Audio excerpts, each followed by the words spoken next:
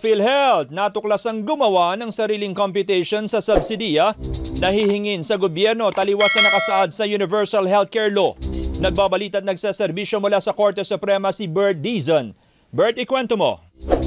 Johnson, natuklasan sa ikatlong oral argument na gumawa ng sariling computation ng PhilHealth sa subsidiya na kanilang hihingiin sa gobyerno na taliwas sa nakasaad sa Implementing Rules and Regulation ng Universal Healthcare Act. Iginiit ni Associate Justice Antonio Co. Jr. na tila hindi sinunod ng PhilHealth ang batas sa pagko-compute ng hihingiing subsidy ng PhilHealth sa gobyerno.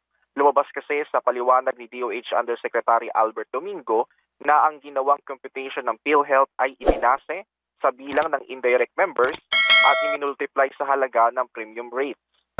When you come up with your budget request for the subsidy, you don't actually consider the taxes being collected that Congress passed for purposes of subsidy for indirect contributors.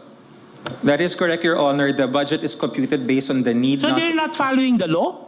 You're not observing what the law requires?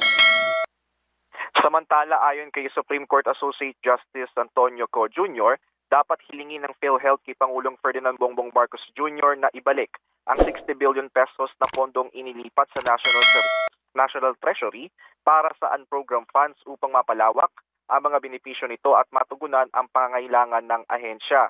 Samantala, itinakda naman ang pagpapatuloy ng oral argument sa April 29.